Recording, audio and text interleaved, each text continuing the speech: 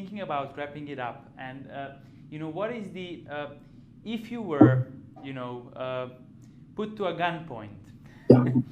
to pick My favorite one pet. aspect, one aspect of business performance management that is most relevant or Uh, key, what would that be and why? I want to say the timeline. I Mm-hmm. want to say the timeline because there is, as I said before, there is a lot of this business planning going on, right? But Yeah. when I see someone throwing annual numbers in a spreadsheet and then dividing it by 12, my stomach cramps. So divided by 12 is still 12 months, but it's not a timeline.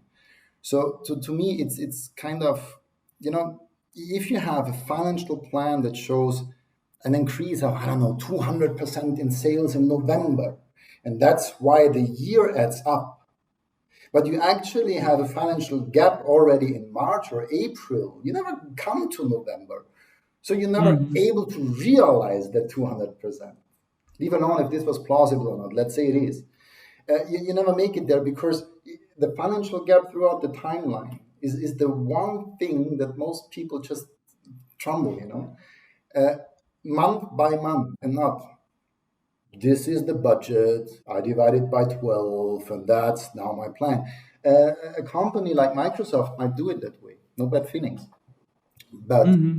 in our universe, small businesses, young enterprises, uncertain markets, as you said yourself, uncertain times, the startups per se, we don't have that. We don't have the, we depend on the timeline because that's the time we need to be successful. We need time to realize profit. And to buy that time, I need to manage my resources. So Mm-hmm. to me, it is the timeline that rules it all. It's the one ring to rule them on. It's the timeline because only on the timeline I can then put my drivers. I still have to know my drivers. I mean, even Yeah. taking the risk to repeat myself, you have to know your drivers. Uh, then you do calculate button up.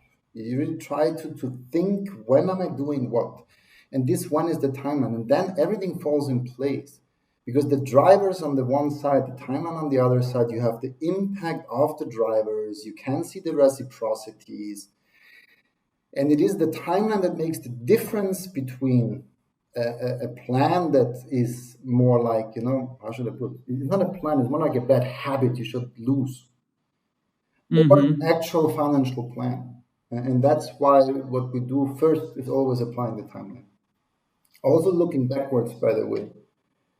Like we said, financial accounting, I mean, I have a lot of people who swear at me because they feel like I'm discounting financial accounting. I'm doing not.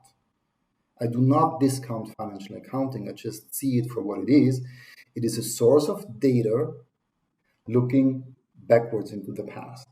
That's all it Mm-hmm. is. So I'm not discounting it. I just take it for what it is. So now, even if we do that looking past, we do so along the timeline, both Mm-hmm. future and past. It's the timeline that for me makes all the difference between a plausible plan and just a plan that is artificially adjusted as long as it took to add up. Yeah. And you throw it in a PowerPoint presentation, and then you're hoping for the millions to come. And then you stand there all alone in the desert and you wonder where's the water. Well, you have to plan, plausible drivers Mm-hmm. along the timeline. That, for me at least, is the one key. That's what business performance management this is what makes business performance management so different to financial accounting, business modeling, business planning. We really dig deep into the drivers and have them Mm. nice on the timeline and see not only does it add up, but does it add up every month throughout the year. If there is a financial gap, and that's why we're doing it. It's not just because I am so enthusiastic about it.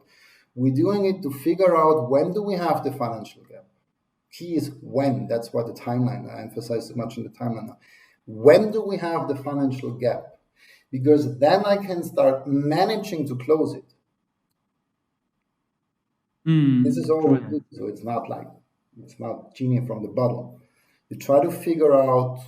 what you have to do in order to make it through the year, in order to make sure it adds up at the bottom line, and then you manage your whole business in accordance to that. If you know in 2 months you're running out of money and you need to close that financial gap in order to make the product be ready for the fall to sell it, then what you do is you focus on the next 2 months. You focus to close that gap, and you how do you do that? Either you find another drivers that brings you sales, and you would be surprised how many things happen under pressure.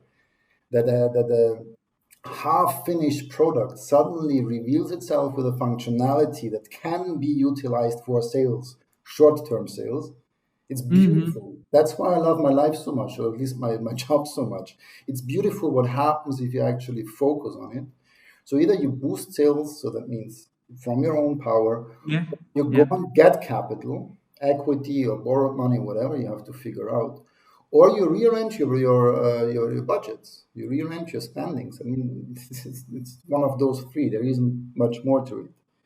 So it's not the miracle doesn't is not in the theory of it. It's more an art than a science, and that's called entrepreneurship, if you ask me. The art Yeah. of resource management, that's entrepreneurship. Those three in balance, reciprocity, love it.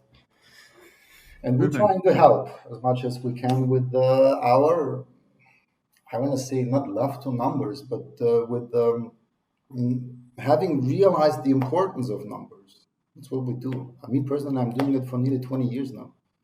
So I think the one or the other thing must have stuck. Mm. Yes. Thank you, Michael, so much. You put it really nicely and kind of covered it all. So again, thank you for your time. And then I'm looking forward to the next ones that we're gonna do together. So Fantastic. thank you. Thank you so much for having me.